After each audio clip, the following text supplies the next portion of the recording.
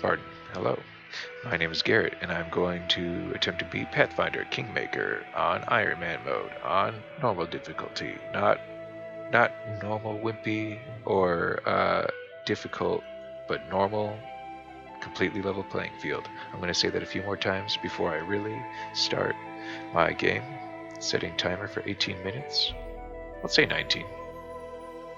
Um, if you watched the pilot episode, hopefully it was less than 20 minutes long, and I explained the all the major mostly civilized ethnicities that inhabit this world. Um, it's roughly comparable to our own uh, magic instead of science, whatever. I introduced these folks. They're nice folks. I'm probably going to be this guy. He looks cool. Look at that dopey grin. You think maybe I shouldn't do that? You can't take this guy seriously as someone you're supposed to engage in combat or in the diplomatic arena, but frankly, I think it's a winning smile. And most of the time, he's going to be like facing this way, and he's going to be like 40 meters away. You're going to be like in a hot air balloon looking down on him because you're supposed to be like the director, almost like a god yourself, overseeing his events. He's your avatar, but you don't look through his eyes or anything. You're looking down on him, and so I like the idea that he counts. We're trying to roll a persuasive individual, a dashing individual, the kind of person we want to be. If you want to be Shrek, it's good to admire Shrek. I don't think it's healthy to want to be Shrek. I don't think it's healthy to want to be Samwise Gamgee. I admire him tremendously as far as halflings go. But my God, do I disparage these poor guys. They're a little lucky, so that's nice. They can see danger coming, so that's nice. They're sure-footed, so they won't, they hopefully won't trip when they're running away.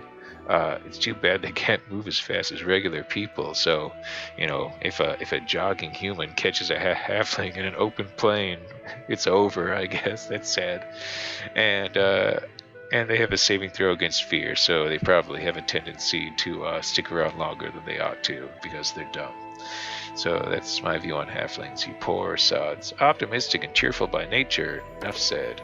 These guys are way better. I shouldn't harp on races. Wow, that sounds bad out of context. Race is appropriate in this game. It's just it's just a name for your starting template. Come on. That's a little too much. Everyone wants, they're full of themselves, and they kind of made them full of themselves in this one. I bet you it'll say, in Lord of the Rings, they were a bit more reserved, chaste. They had that medieval high-mindedness about them. It was, they were kind of untouchable like that. But now I get the impression they've been kind of turned into ravers of a sort. Tend to bedeck themselves in the latest. They're foppish, cosmopolitan, that sort of thing. And so that's interesting. If you're going to I like that. They've made them, representative of the crazy but glaringly imperfect Fey world of which they are, former residents, like the dwarves. I expect. I don't know. Dwarves and humans are odd. I don't know if they're former Fey residents in this universe. I'm not sure they've even puzzled that up themselves necessarily.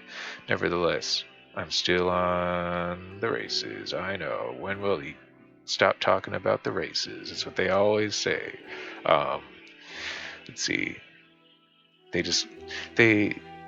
could only be a fighter or a cleric. Now they can do everything. They can be the scion of a dragon and cast magic with a low-cut shirt to bear their muscular pecs like anybody else. That's what all sorcerers do. They expose their bodies and impose their magical will on others. Anyone can do it now.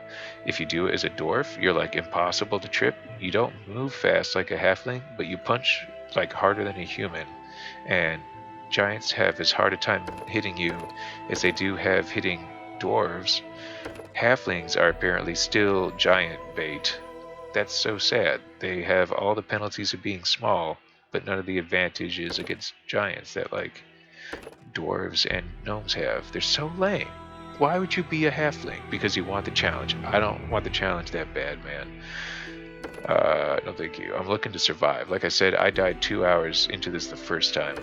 And you want to know how? If I didn't tell you, a wild boar jumped my 4-man party, like gored us in turn in a matter of like 20 seconds.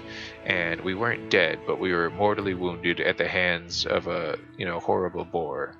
So we probably died miserably. Um, so it can happen. I should save the next time I do that, because the whole point is for you to enjoy my look of shock and terror and grief when that does happen. So, who better to watch that happen to than a half-orc who's fought the good fight and he's going to go down hard, or our pretty boy half-elf friend with his jaded, knowing stare. Look at that grimace. That's why I kind of want to do this. We can still enjoy a cool persona, but in reality, he's here to perform his diplomatic function as Baron of yet to be named city, state, nation thing. I don't know the extent of this game. That's the fun part. That's why I'm recording. So we're doing this. I don't care what you say. Why? Looks cool. Sharp as attack. Hard to put to bed. Doesn't want to go to bed, and can be kind of skilled. Not as versatile as a human, but for what I want to do, he's perfect. Yee. Perfect. Look at that. Walk into any interview, ready to apply to X-Men as Quicksilver, basically. And now the classes. With only 12 minutes, I could maybe do this. Okay, so Pathfinder, originally D&D 3.5, D&D 3.5, originally pencil and paper RPG. Pathfinder, also that inspired, borrowed heavily, I guess you could say. Now it's a video game, and now that video game has a lot of inclusions that were in the old D&D 3.5. This is Pathfinder, this is D&D 3.5. D&D, D&D, D&D, D&D, Pathfinder, Pathfinder, D&D, D&D, D&D, D&D, Pathfinder, D&D, D&D, D&D, D&D, D&D, D&D, D&D, D&D, Pathfinder. So you see, so Pathfinder added some classes, gives it all kind of a coherence. You've got fighters, you've got spellcasters, you've got in-between. Makes sense. A lot of people who play this game want to be an in-between because everyone wants to cast a little magic, but everyone also wants to swing a sword. So most people aren't willing to cast no magic, even though they're a whirling, tornado of, sharp metal death. And most people don't enjoy being a weak little slap fighter, even though they can eventually do big time Gandalf magic or whatever. And I am of a similar mindset. And so ultimately, I'm going to roll something that casts arcane or cosmic magic, because I like the spells they do. Everyone does, and I'm gonna include a little bit of a fighter class, like a duelist or something, something light on its feet that complements a character that that is even trained in the use of so much as light armor. So it's going to be that. I'm sure if you're watching this, you've done the same. Perhaps you don't own the game and would like to see it done in your stead vicariously. If you are of the mindset that I should be like a orcish monk at this point, I guess you could root for another early death, and then me to throw up my hands and say, fine, it's going to have to be Conan the Barbarian to survive.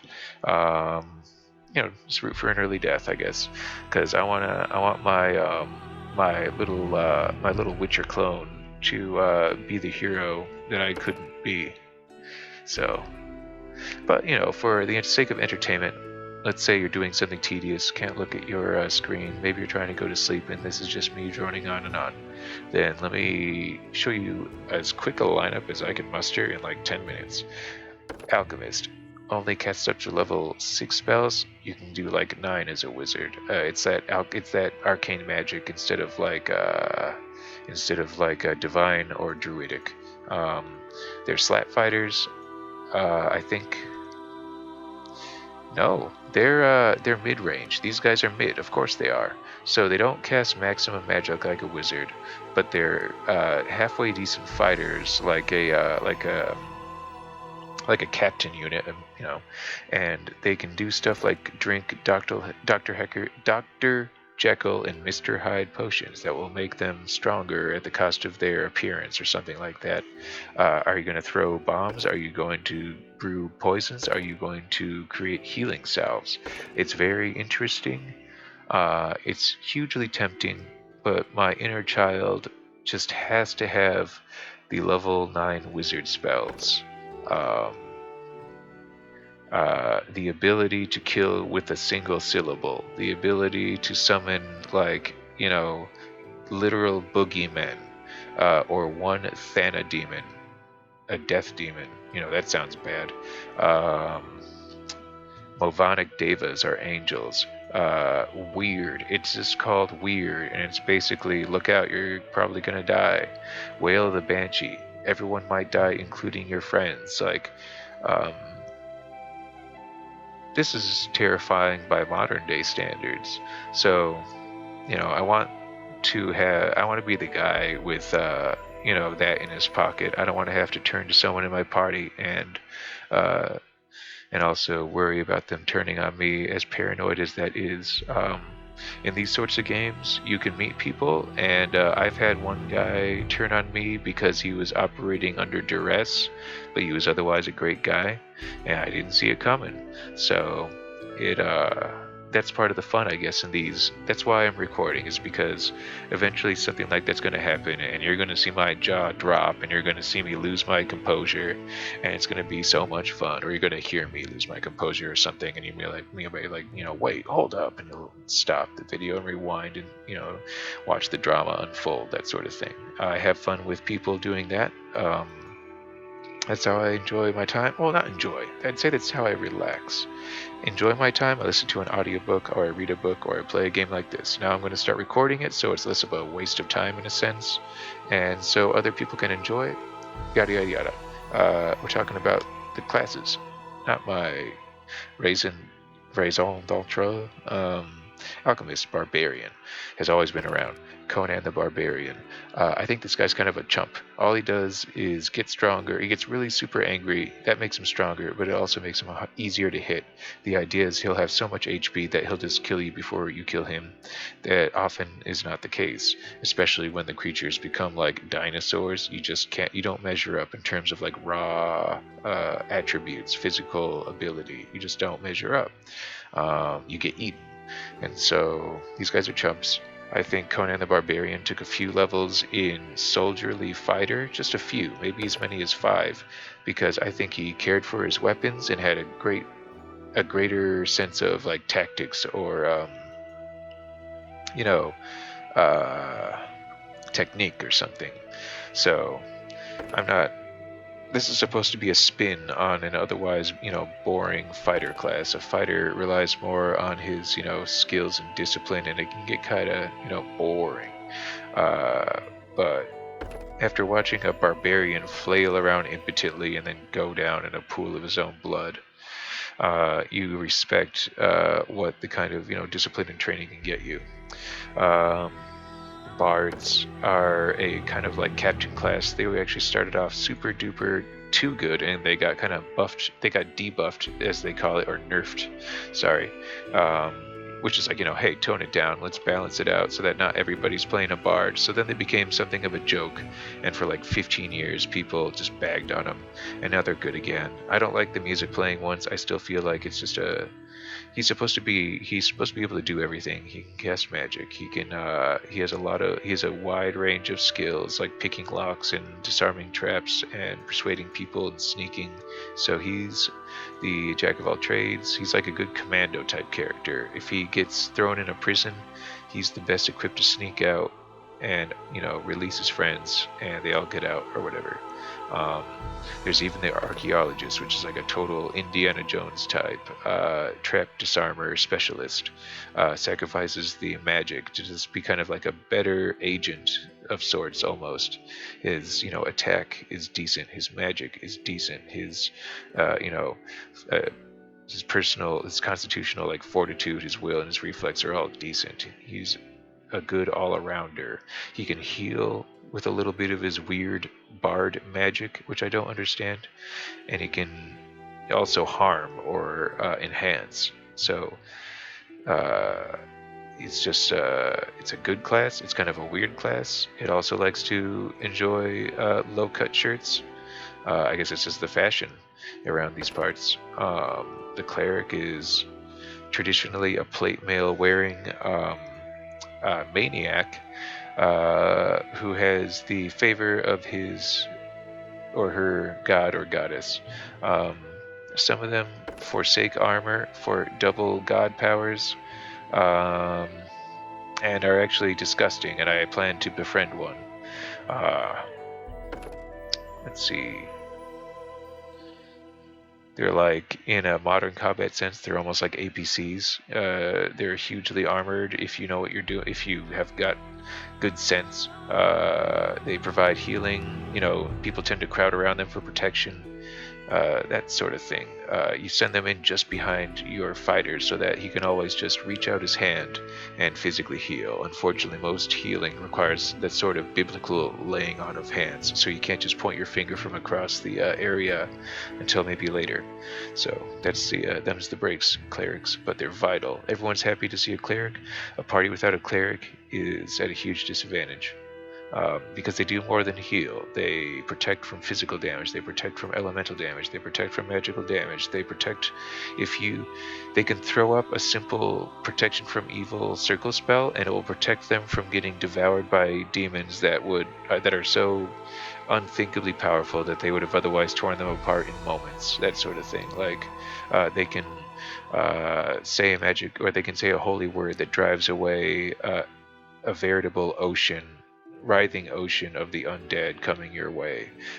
Something that would have been impossible for you to hack through or burn through, that sort of thing. So cleric is indispensable. I would say they're like my number 2 on the list class. Close number 3, druid, because they're supposed to be a hybrid of wizards and clerics. Sorry, I just feel like I'm losing the thread. So a little bit of healing, a little bit of damage, maybe some more limitations that wizards don't have, maybe some alternate spells, a little Shai Halud, a little Arctic Blast, a little Tsunami. So they're cool. They can wear armor like clerics, but they can only wear leather armor. They can use weapons like clerics, but you'll see a cleric holding a mace, and you'll see a druid holding a scimitar or a sickle for some reason. I think they're very cool in this particular game. I usually don't respect them, but in this game, I totally respect them. By level 20, they're casting level 9 magic like a cleric or a mage. They've got 3 attacks like a cleric. They're wearing armor like a soldier. They're casting spells like a wizard. Their magic comes from the land. You get to meet the land in a sense, in the form of like a little fey, dryad representative or whatever.